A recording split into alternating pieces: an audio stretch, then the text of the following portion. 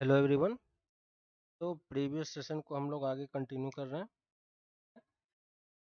इस वाले क्वेश्चन में ठीक है, हमारे पास दिया हुआ है C0 C1 Cn तक क्या है, denotes binomial coefficient in the expansion of this. ठीक है, तो 1 plus x to the power n का एक्सपेंशन क्या हो जाएगा, nc0 plus nc1x nc2x square, और इसी टाइप से लास्ट तक चला जाएगा n x to the power n तक।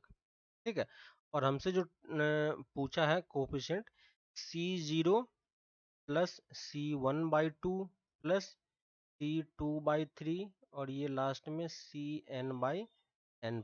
ठीक है, तो बाइनोमियल में आपने ये चीज़ देखी होगी कि जब कोफिशिएंट्स जो है वो मल्टीप्लिकेशन में होता है तो हमें कौन सा ऑपरेटर यूज करना पड़ता है, डेरिवेटिव का। ठीक है, लेकिन अगर ये डिनोमिनेटर में, इसका मतलब हमें क्या करना पड़ेगा, इंटीग्रेशन करना पड़ेगा, क्योंकि जब आप इसको इंटीग्रेट करोगे तो आपको पता होगा कि ये पावर कहाँ पे आ जाता है, डिवीजन में आता है ना।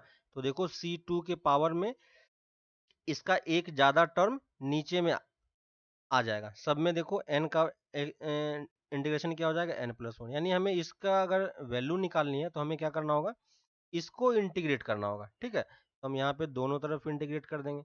लेकिन जब इंटीग्रेट करोगे तो आपको ये दिख रहा होगा कि हमें x का भी टर्म है ना, dx का टर्म आएगा सब में।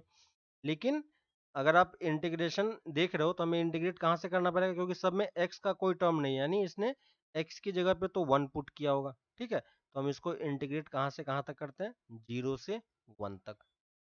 ठीक है, और इस वाले टर्म को अगर इंटीग्रेट करोगे तो क्या बन जाएगा, nc0/1 plus nc1/2 plus nc2/3, है ना। और अगर x का टर्म भी लिखो आप तो इस तरीके से आपको दिखेगा, x3, और इस टाइप से nc(n/n+1) x to the power n+1। और ये लिमिट हम कहाँ से कहाँ तक पुट करेंगे, 0 से 1 तक। ठीक है, तो अपर लिमिट पुट करोगे तो क्या मिल जाएगा, nc0 nc1/2 nc2/3, और लास्ट में nc(n/n+1). ठीक है, तो देखो यही सीरीज हमें यहाँ पे मिल रही है जिसकी वैल्यू हमें चाहिए। ठीक है, इसका मतलब जो राइट हैंड साइड की वैल्यू हमें कैसे मिल रही है इंटीग्रेशन से, तो हमें इसकी वैल्यू जो है ये इसके इक्वल होगा, यानी इसकी वैल्यू किसके इक्वल हो जाएगी, integration of 0 to 1 1 plus x to the power n का dx। ठीक है, और इसकी वैल्यू कितनी होती है, 1 plus x to the power n+1 by n+1। और ये इंटीग्रेट हम कहाँ से कहाँ तक करेंगे, 0 से 1 तक। ठीक है, तो अपर लिमिट वैल्यू पुट करोगे तो कितनी आ जाएगी, 2 टू द पावर n+1, और लोअर लिमिट पुट करोगे तो माइनस का 1 डिवाइडेड बाई n+1, है ना। तो कौन सा ऑप्शन मैच कर जाएगा यहाँ पे, ए ऑप्शन। देखो ए ऑप्शन सेम इसी टाइप का है, तो यहाँ पे आप सिंपली ए मार्क कर सकते हो। ठीक है, तो इस टाइप के कोफिशिएंट वाले क्वेश्चन जब भी होते हैं तो वहाँ पे हमें इसी टाइप का इंटीग्रेशन और डेरिवेटिव हमें यूज करना पड़ता है। डेरिवेटिव हम यूज करेंगे जब ये टर्म जो है ये इसके मल्टीप्लिकेशन में रहता है। ठीक है, यहाँ पे अगर 2 होता 3 होता तो हम फिर क्या करते, डेरिवेटिव करते। लेकिन ये अगर डिनोमिनेटर में है तो हमें क्या करना पड़ेगा, इंटीग्रेट करना पड़ेगा। ठीक है, नेक्स्ट क्वेश्चन पे आते हैं। नेक्स्ट हमारे पास the value of this integration ये है sine x by x whole to the power 6 into x cos x minus sine x by x square. ठीक है, और ये dx का टर्म है। तो अगर इस इंटीग्रेशन को देखोगे तो इसमें प्रॉब्लम किस वाले पार्ट से, मेनली इस वाले पार्ट से, है ना। और ऑप्शन भी देखो तो ये कुछ इसी फॉर्मेट का हमें दिख रहा है। इसका मतलब हमें क्या करेंगे, साइन एक्स बाई एक्स को हम t सब्स्टिट्यूट कर देंगे, और इसको सब्स्टिट्यूट करोगे तो इसका डेरिवेटिव कितना हो जाएगा, एक्स कॉस एक्स माइनस का sine x divided by x square into d x equal to d t. तो ये पूरी वैल्यू हमारे पास कितनी हो गई, डी टी के इक्वल। तो ये इंटीग्रेशन किस में कन्वर्ट हो जाएगा, T to the power 6 of D T, और इसकी वैल्यू कितनी होती है, T to the power 7/7 plus C. और टी की जगह पे फिर से वही वैल्यू पुट कर दो, sine x by x whole to the power 7 plus C, और ये 1/7 से मल्टीप्लाइड है। तो कौन सा ऑप्शन हो जाएगा, डी ऑप्शन देखो यहाँ पे मैच कर रहा है। ठीक है, तो ऑप्शन देख के भी आप इस चीज को प्रिडिक्ट कर सकते हो कि हमें किस डायरेक्शन में मूव करना है। ठीक है, नेक्स्ट क्वेश्चन पे आते हैं।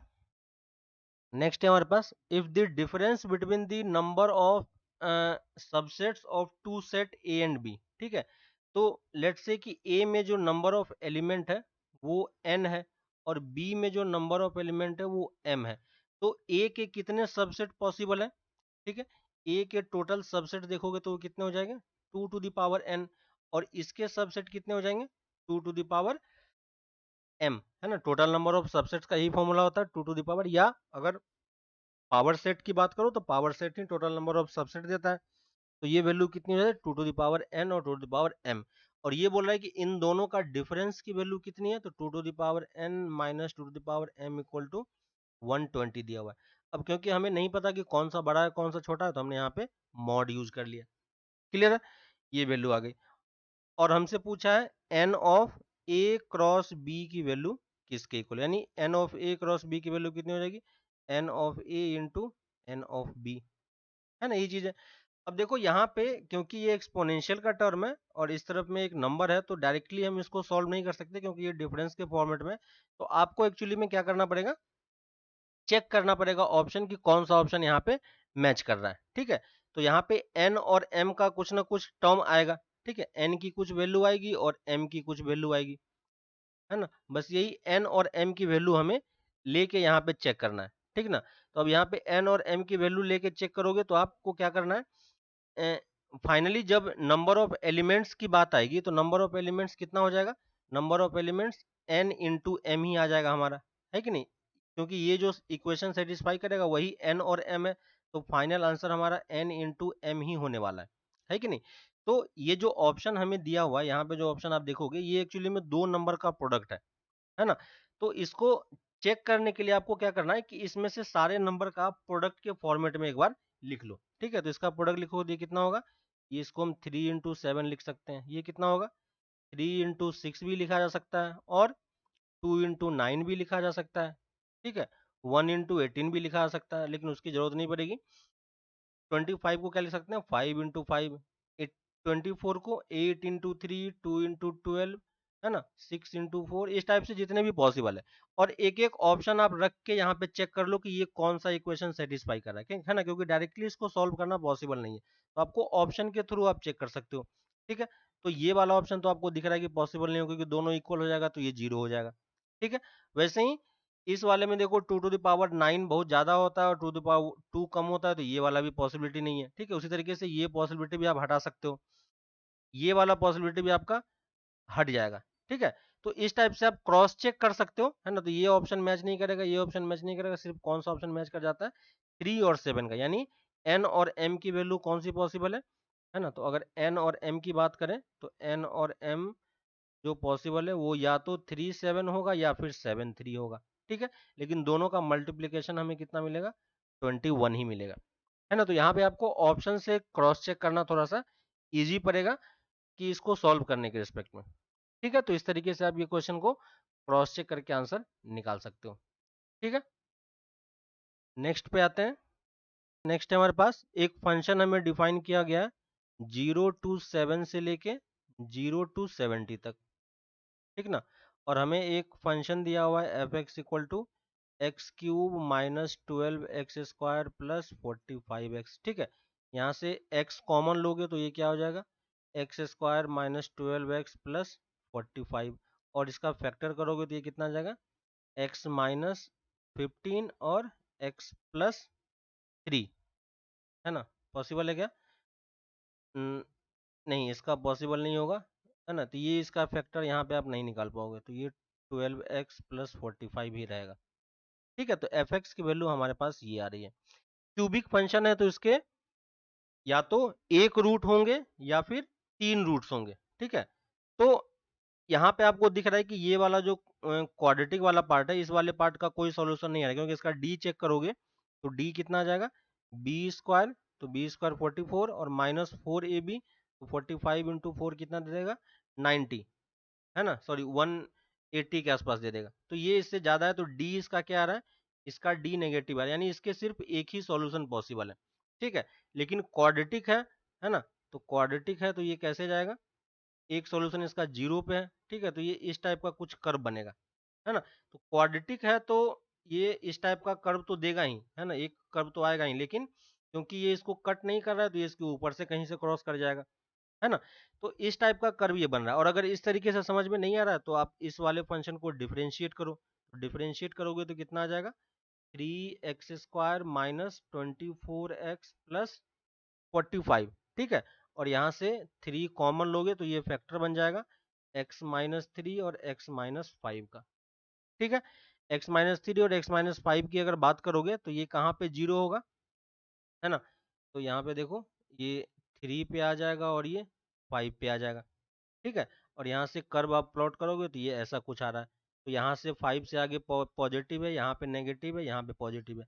तो देखो ये एफ डैश जो है अपना साइन चेंज कर रहा है, साइन चेंज कर रहा है, इसका मतलब कहीं पे ये इंक्रीजिंग डिक्रीजिंग भी होगा, क्योंकि साइन यहाँ से इसके अकॉर्डिंग निकल रहा है ना। तो अगर फंक्शन इंक्रीजिंग डिक्रीजिंग है तो वो 1 1 तो नहीं हो सकता है ना। तो 1 1 वाला जो ऑप्शन होगा वो आपका कैंसिल हो जाएगा। तो ये दोनों ऑप्शन आपका कैंसिल हो गया, यानी ये मेनी वन फंक्शन है, ये हमें पता चल गया। और अगर आप ग्राफ प्लॉट कर सकते हो, ग्राफ का अगर आपको आइडिया है तो ये ग्राफ कुछ इस टाइप का बनने वाला है, ठीक है।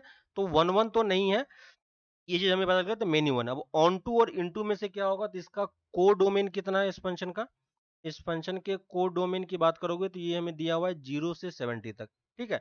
हमें इसका रेंज निकालना है।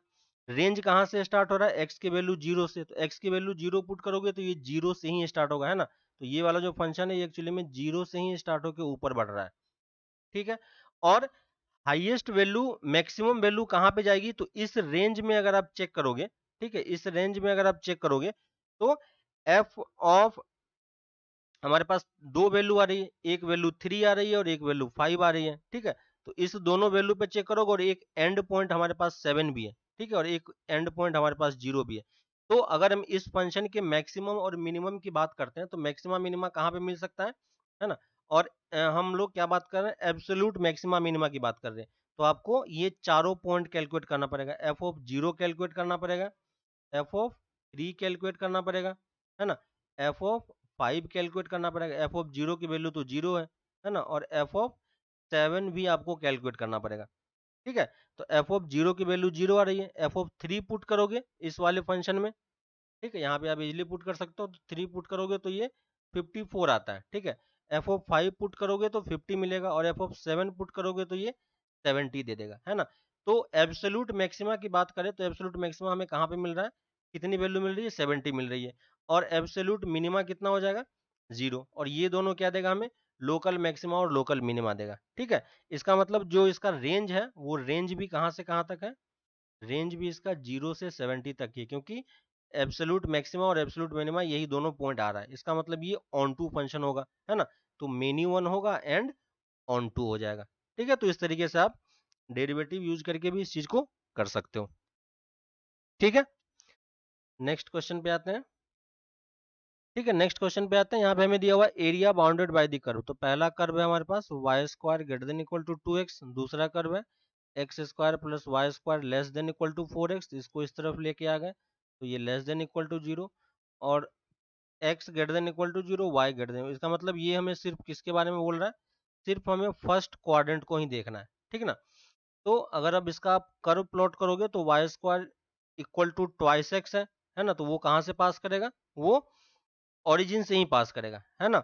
और क्योंकि ए पॉजिटिव है तो हमारा कर्व इस टाइप से बनेगा, ठीक है।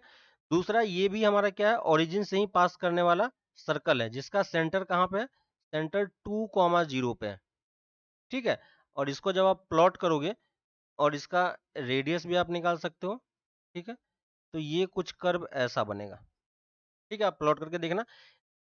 अब अगर पहले हमें पता करना पड़ेगा कि इसका इंटरसेक्शन मिल रहा है कि नहीं मिल रहा है ना। तो वाई स्क्वायर की वैल्यू अगर इन दोनों कर्व को हम लिखें, अगर इसको इक्वल टू आप कर दोगे तो आपके पास कर्व ये मिल जाएगा, x square plus Y square minus 4x equal to 0। इन दोनों को सॉल्व करोगे तो हमारे पास इंटरसेक्शन पॉइंट आएगा, ठीक है। तो सॉल्व करते हैं, वाई स्क्वायर की जगह पे यहाँ पे पुट कर दोगे तो x square plus twice x minus 4x equal to 0, यहाँ से कितनी आ गई, x square minus twice x equal to 0। तो x की वैल्यू कितनी आ गई, 0 और 2। तो एक 0 पे तो कट कर ही रहा है, दूसरा हमारा कहाँ पे कट कर रहा है, 2 पे कट कर रहा है ना। तो इसका मतलब ये जो सेंटर है ये एग्जैक्टली इसके नीचे यहाँ कहीं पे लाई कर रहा होगा, ठीक है। तो ये वाला पॉइंट भी हमारा 2 ही है।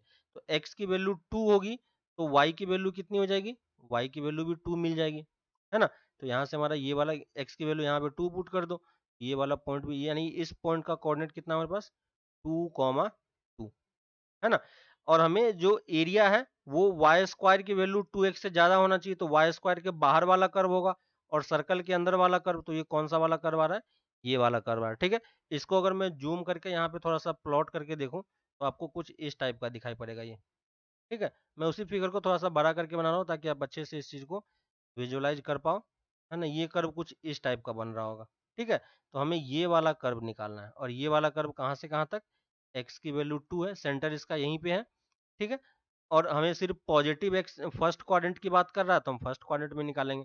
ठीक है, तो इस वाले अपर कर्व का इक्वेशन क्या होगा, तो सर्कल के अपर कर्व का इक्वेशन क्या होगा, पॉजिटिव वाला पार्ट, तो ये क्या हो जाएगा square root of 4x minus x square. और पैराबोला के अपर कर्व की वैल्यू कितनी हो जाएगी, रूट का ट्वाइस एक्स, है ना। तो हमें एरिया निकालना है, तो एरिया क्या होगा, हम एलिमेंट इस तरीके से चूज करेंगे वर्टिकल वाला।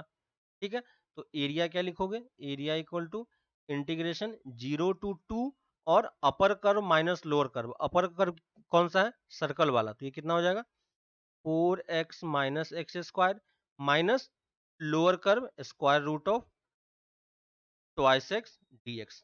ठीक है, इसको हमें इंटीग्रेट करना है। अब देखो क्वाड्रेटिक के अंदर, क्वाड्रेटिक जो है वो रूट के अंदर है। ठीक है, तो आपके पास फॉर्मूला इसका ऑलरेडी अवेलेबल है, बस हम इसको अगर परफेक्ट स्क्वायर में कन्वर्ट कर दें। ठीक है, तो इसको परफेक्ट स्क्वायर में कन्वर्ट करोगे तो ये कितना आ जाएगा 4 माइनस एक्स माइनस 2 का होल स्क्वायर, और यहाँ से √2 बाहर निकाल लो तो ये इंटीग्रेशन ऑफ √2 dx हो जाएगा, ये 0 से 2 तक, और ये भी dx है हमारा यहाँ पे, है ना। तो ये इंटीग्रेशन हमें कंप्लीट करना, और ये हमारा ऑलरेडी फॉर्मूले में अवेलेबल है। कौन सा फॉर्मूला है, square root of a square minus x square का फॉर्मूला। ठीक है, तो ये वाला फॉर्मूला अगर आपको याद है तो डायरेक्टली इसकी वैल्यू आप लिख सकते हो। तो ए की वैल्यू कितनी हो जाएगी, क्या होता है इसका फॉर्मूला, सेम यही वैल्यू पहले हमें लिखनी होती है। ठीक है, तो x/2 होता है पहले, तो x की वैल्यू कितनी है, x-2, तो ये x-2/2, और रूट के अंदर सेम यही टर्म होगा, तो 4x 4 माइनस x-2 का होल स्क्वायर। ठीक है, माइनस है यहाँ पे, तो यहाँ पे ये साइन क्या दे देगा, प्लस का। ठीक है, तो ए का कोफिशिएंट यहाँ पे प्लस में है तो यहाँ पे प्लस आ गया, और यहाँ पे क्या आता है a² 2, तो a की वैल्यू कितनी है 4, तो ये 4/2, और ये पूरा टर्म किस में चला जाएगा, साइन इनवर्स में, तो साइन इनवर्स x-2/2। ठीक है, तो ये हमारे फर्स्ट वाले पार्ट का इंटीग्रेशन हो गया। और ये कहाँ से कहाँ तक होगा, 0 से 2 तक, माइनस टाइम्स √2 टाइम्स, और इसका इंटीग्रेशन तो इजी है, ये कितना दे देगा 2/3 ऊपर चला जाएगा, 2/3 और x⁻³ 3/2, और ये इंटीग्रेशन 0 से 2 तक। ठीक है, तो अब वैल्यू पुट करो, अपर लिमिट पुट करोगे तो देखो ये पूरा टर्म 0 हो जाएगा, है ना। अपर लिमिट पे ये पूरा टर्म 0 है। लोअर लिमिट जब पुट करोगे, है ना, x की वैल्यू पुट करोगे तो ये वाला टर्म 0 दे देगा 0 पे, और ये वाली वैल्यू कितनी आ जाएगी minus times 2 of sine inverse of -1, और यहाँ पे कितना दे देगा माइनस ऑफ 2√2/3, और यहाँ पे अपर लिमिट पुट करोगे तो कितना होगा 2⁵3/2, है ना। तो ये हमारा फाइनल आंसर आने वाला है। इसको थोड़ा सा सॉल्व कर लेते हैं, तो a की वैल्यू कितनी हो जाएगी, यहाँ से माइनस बाहर निकल के आएगा तो ये कितना दे देगा पाई/2 में से 2 मल्टीप्लाई होगा तो ये पाई दे देगा, और इसको सॉल्व करोगे तो ये कितना आ जाएगा 8/3। तो फाइनल जो एरिया आने वाला है वो एरिया कौन सा है, π-8/3। तो कौन सा ऑप्शन हो जाएगा, π-8/3, डी ऑप्शन आप यहाँ पे मार्क कर सकते हो। ठीक है, तो बस आपको पता होना चाहिए कि हमारे कौन से रीजन का एरिया निकालना है, तो कोई ज्यादा डिफिकल्ट नहीं रहता है। ठीक है, नेक्स्ट क्वेश्चन पे आते हैं। नेक्स्ट हमारे पास ये लिमिट कैलकुलेट करनी है, limit x tending to 0 log of sine 5x plus cos का 5x divided by tan of 3x। ठीक है, यहाँ पे x मिसिंग है। तो देखो log के साथ जो आपको लिमिट वैल्यू पता होती है वो कौन सी वैल्यू पता होती है, हमें log की ये वाली वैल्यू पता होती है, 1 + x/x की वैल्यू हमें 1 पता होती है ना। तो यहाँ पे देखो ये साइन एस का टर्म है, तो हम ट्राई करेंगे कि हमारे पास यहाँ पे 1+ का फॉर्मेट जनरेट हो जाए, है ना। तो 1+ का फॉर्मेट जनरेट होने के लिए क्या करना पड़ेगा, यहाँ पे साइन और कॉस अगर इसका स्क्वायर हो जाता तो हमारा काम बन जाता। तो यहाँ पे हम क्या करेंगे, 2 से मल्टीप्लाई डिवाइड करेंगे, ये वाला 2 वाला पार्ट उठ के ऊपर आएगा तो ये स्क्वायर दे देगा, है ना। तो ये 1/2 बाहर आ गया, और इसको स्क्वायर को सॉल्व करोगे तो अंदर में देखो 1/2 बाहर आ गया। Limit x tending to 0, log के अंदर में कौन सा टर्म आ जाएगा, sine square 5x plus cos square 5x 1 दे देगा, और ये साथ में 2 साइन 5x कॉस 5x, तो ये कितना दे देगा, साइन का 10x, ठीक है। और डिवाइडेड बाई नीचे में tan 3x हमारे पास ऑलरेडी था ही, ठीक है। तो अब देखो ये इस फॉर्मेट का तो बन गया, और x टेंडिंग टू 0 पे ये 0 बन रहा है, तो अगर हम साइन 10x से मल्टीप्लाई डिवाइड कर दें तो हमारा काम कुछ कुछ बन जाएगा, ठीक है। तो ये वाला काम हो गया। तो अब देखो ये वाला लॉग हमारा एडजस्ट हो गया। अब इस वाले x पे आते हैं, 10 पे आते हैं, 10 3x है तो इसके नीचे भी 3x होगा, तो 3x से मल्टीप्लाई डिवाइड कर दो, तो ये वाला पार्ट भी एडजस्ट हो गया। 10 के लिए फिर से क्या करेंगे, 10x से मल्टीप्लाई डिवाइड कर दो, तो ये वाला पार्ट भी हमारा एडजस्ट हो गया, ठीक है। यहाँ से देखो x से x कैंसिल हो गया, ये वैल्यू 1 हो जाएगी, ठीक है, ये वैल्यू 1 हो जाएगी, और ये वैल्यू 1 हो जाएगी, सारी वैल्यू 1 है, बाकी आपका कांस्टेंट का टर्म है, ठीक है। तो हमारे पास क्या बचेगा, ये हो जाएगा हाफ इंटू 1 इंटू 1 इंटू 10/3, है ना। तो कितना आ जाएगा आंसर, 5/3। यहाँ से आप क्या मार्क कर सकते हो, कौन सा ऑप्शन, डी ऑप्शन आप मार्क कर सकते हो, ठीक है। ये क्योंकि 0/0 फॉर्मेट था इसलिए हम लोगों ने ये चीज स्टार्ट किया। तो पहले आपको फॉर्म देखना है कि किस फॉर्म का बन रहा है, उसके बाद आप क्वेश्चन सॉल्व कर सकते हो, ठीक है। नेक्स्ट पे आते हैं। नेक्स्ट है हमारे पास the number of value of p for which the line, हमारे पास 3 लाइन है, x plus Y minus 1 equal to 0, P X plus 2y plus 1 equal to 0, and 4x plus 2py plus 7 equal to 0। और ये क्या होना चाहिए, कॉनकरेंट होना चाहिए। कॉनकरेंट मतलब तीनों एक ही पॉइंट से पास करे, और एक ही पॉइंट से पास करेगा तो कोफिशिएंट के डिटर्मिनेंट की वैल्यू क्या होनी चाहिए, 0 होनी चाहिए। तो यहाँ से पहले वाले का कोफिशिएंट क्या है, 1p4, 1 2 और ट्वाइस p, और ये -1, और ये 1, और ये 7। इस डिटर्मिनेंट की वैल्यू आपको सॉल्व करनी है, और फाइनल इसका आंसर आपको बताना है, ठीक है। सिंपल सा डिटर्मिनेंट है, आप इजीली इसको सॉल्व करके वैल्यू कैलकुलेट कर सकते हो, ठीक है। तो इस डिटर्मिनेंट को जब सॉल्व करोगे तो आपके पास ये क्वाड्रेटिक इक्वेशन फॉर्म करके आती है, ठीक है। तो कैलकुलेशन वाले पार्ट पे मैं नहीं जा रहा हूँ, सिंपल सा है, किसी के भी अबाउट ओपन कर दो तो सिंपली सॉल्व हो जाएगा, ठीक है। तो ये इक्वेशन हमारा बन जाएगा, और यहाँ से p के 2 रूट्स आएंगे, ठीक है। तो p की वैल्यू कितनी आ जाती है, एक 2 आ जाती है और एक -13/2 आ जाती है, ठीक है। एक 2 आ जाएगी और -13/2 आ जाएगी। p इक्वल टू 2 हम एक्सेप्ट नहीं करेंगे, क्यों नहीं करेंगे, क्योंकि देखो अगर p इक्वल टू 2 हो जाएगा तो ये तीनों लाइन क्या हो जाएगा, पैरेलल हो जाएगा, ठीक है। All lines are parallel for p equal to 2, ठीक है। तो p इक्वल टू 2 के लिए सारे लाइन पैरेलल हो जाते हैं, और अगर पैरेलल होगा तो वो कभी भी कॉनकरेंट नहीं हो सकता है ना। तो इसका मतलब सिर्फ p की कौन सी वैल्यू पॉसिबल है, -13/2 पॉसिबल है।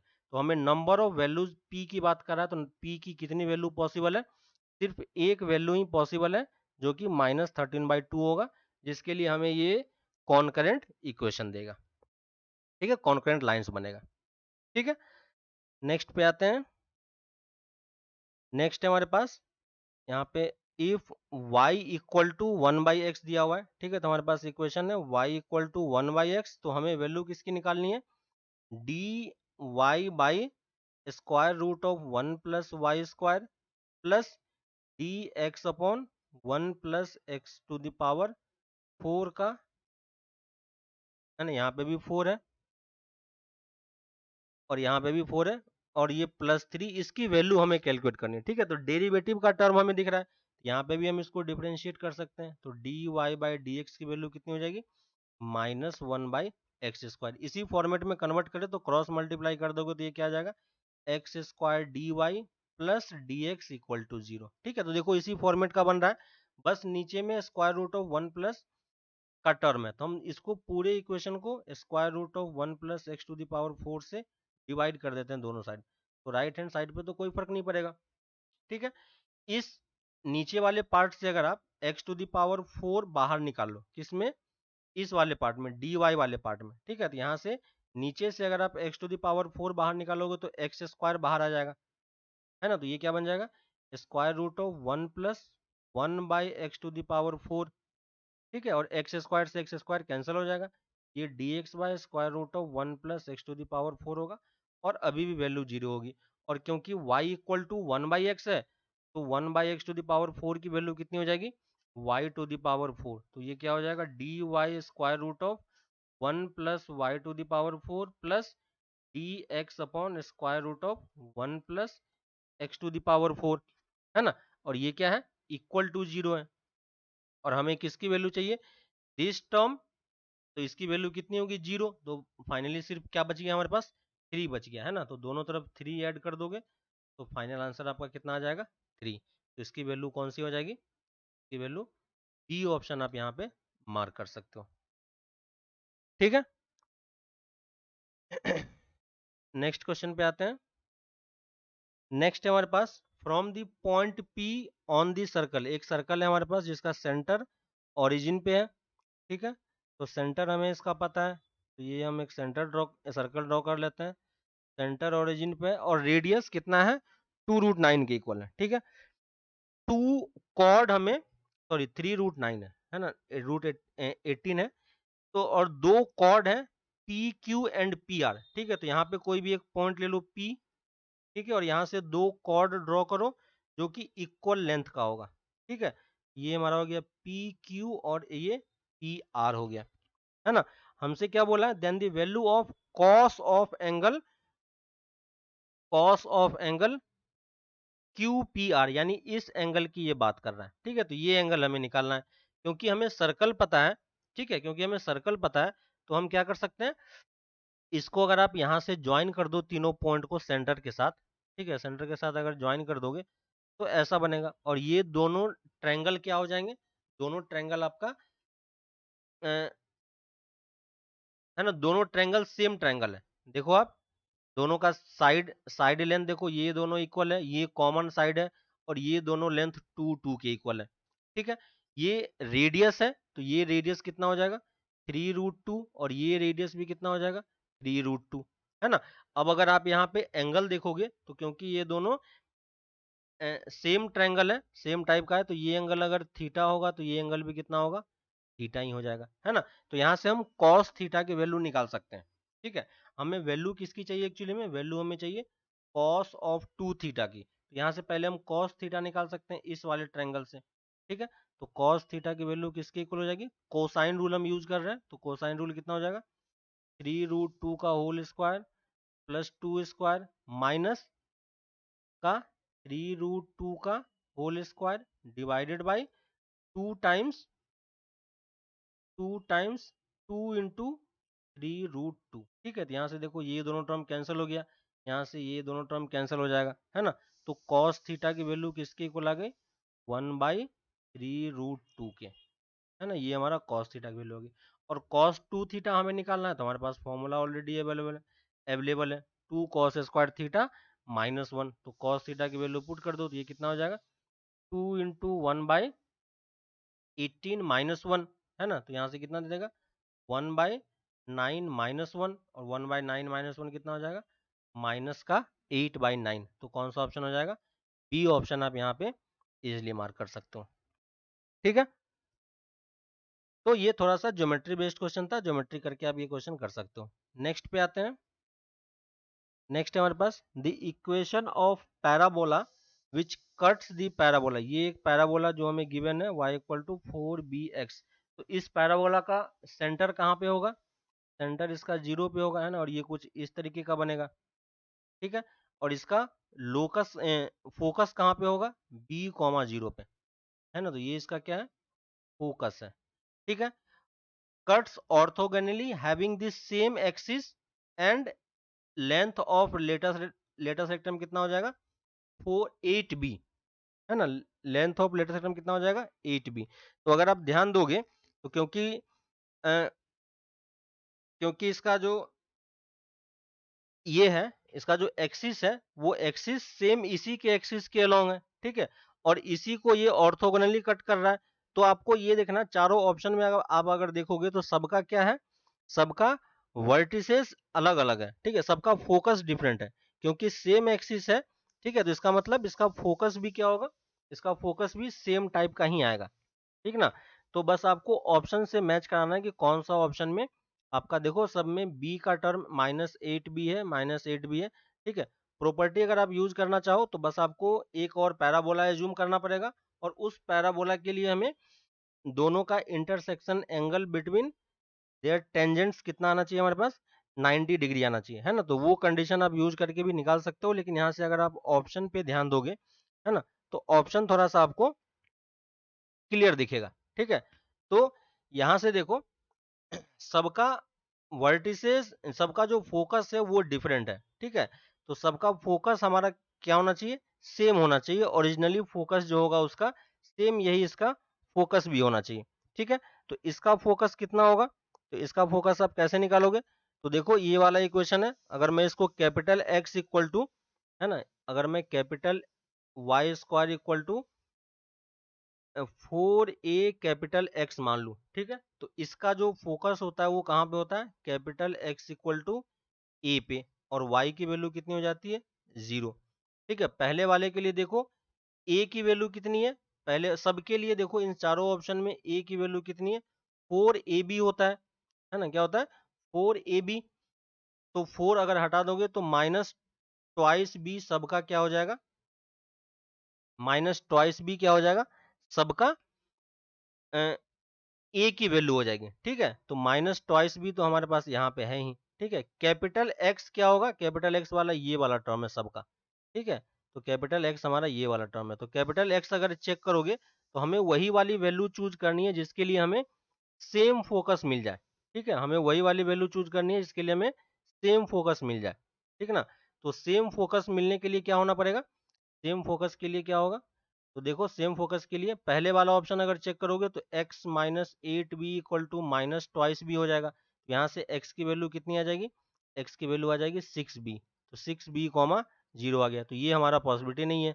दूसरे के लिए देखो x -4b equal to minus twice b है, तो यहाँ से कितना आ जाएगा, ट्वाइस बी कॉमा 0, ये भी पॉसिबल नहीं है। थर्ड के लिए कितना है, x -32b equal to -2b, यहाँ से कितना आ जाएगा 30b, 0, ये भी पॉसिबल नहीं है। और थर्ड के लिए फोर्थ के लिए देखोगे x -3b equal to -2b, तो यहाँ से कितना आ जाएगा b, 0। तो ये वाला हमारा एक जो होगा हमारा इलिप्स वो होगा, पैराबोला होगा, है ना। तो इसका पैराबोला अगर देखोगे तो ये कुछ इस टाइप का पैराबोला बनेगा, इस टाइप का, है ना, जिसका फोकस सेम होना चाहिए, तभी ये एक दूसरे को 90 पे कट करता है, ठीक है। तो ये बस हमने छोटी सी प्रॉपर्टी यहाँ पे यूज कर ली, क्लियर है, ठीक है। तो यहाँ से कौन सा ऑप्शन मैच कर जाएगा, डी ऑप्शन आप इसमें मार्क कर सकते हो, ठीक है। तो अभी के लिए इतना ही रखते हैं, फिर नेक्स्ट क्लास में हम इसको आगे कंटिन्यू करेंगे, ठीक है। तब तक आप आगे प्रैक्टिस करते रहो, और कुछ डाउट आता है तो आप पूछना, ठीक है। तो मिलते हैं फिर नेक्स्ट क्लास में, चलो बाय।